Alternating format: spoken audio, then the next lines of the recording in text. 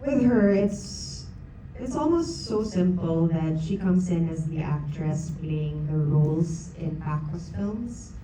No, pero at the same time, she also has her own personal problems. She has these conversations in her phone calls that you're not really sure who she's talking to, who she's texting with, right? So it gives you glimpses into that.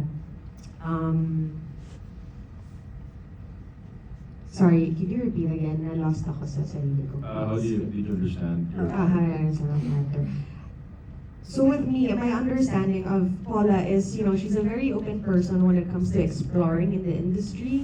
She wants to be able to join or to be a part of something that is not just going to be a professional project, but at the same time, supporting someone that she loves, Paco.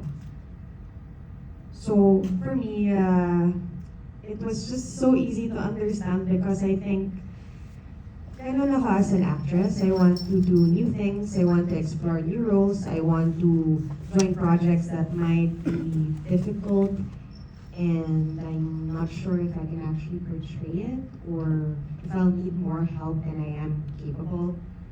So, parang klaro naman sa akin na malapit siya sa pagkatao ko, but at the same time, I think personally, me as Jasmine, I learned from Paula and Paula's journey and everything, all the lines that she also let go there when it came to Paco and addressing her problems with Paco. There are some things that apply in my own situation as an actor that I can also utilize in my day-to-day on set. Yeah. This happened at the time wherein the world wasn't sure about what's going to happen in the future. So when Paul pitched it to me, we were at the point in our lives wherein we weren't sure about what's going to happen the next day or what would happen to us as humans. So I kind of related to the character in such a way that I saw myself in ako, diba? Ako.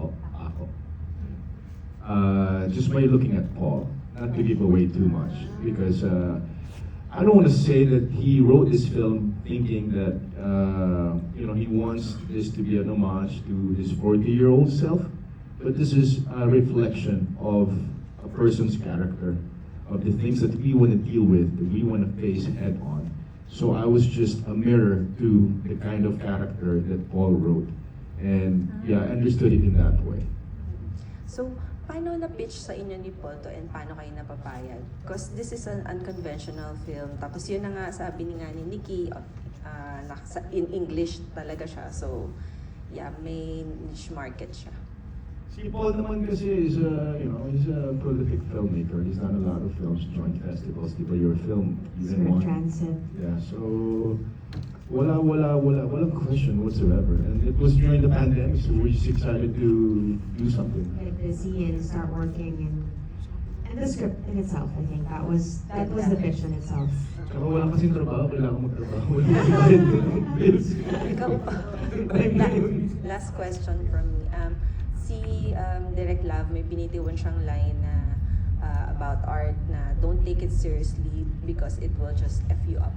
What are your thoughts on that? Totoo ba? Or do you disagree? Or Depends how far you're willing to take art seriously, I think. Because at some point, yes, it does reflect our real life and it does show us some similarities, pero we have to remember there's magic to cinema and creating a bigger impact for the viewer, because not everything that happens in our life is that exaggerated or that grand, that big. So it's easy for us to connect to something we see on screen and say, I know that someone understands me, I feel it, tapos hold on tayo sa feeling na yun. We cannot always allow ourselves to be tricked into that, because we have to go on our own emotional journey, discover our solutions to those, whatever we see, our conflicts are being reflected, and deal with it, tackle it head on ourselves as people, not as the characters we see on screen or think we relate to. Because we don't see the full picture of those characters. We don't see their whole journey start to their death. We just see a fraction of it. gets PJ? Kaliyo siya, no? Oo. Gusto mo siya talaga sumagot sa mga tanong. Go. Love has a point, but yeah, just like what you said, it's up to you as to how far you're gonna take it. For me, it's a matter of compartmentalizing your life and knowing your real self. And as long as you have a sense of reality, I think it's not gonna mess you up. And if your faith is intact and you know yourself better, it's not gonna do that to you.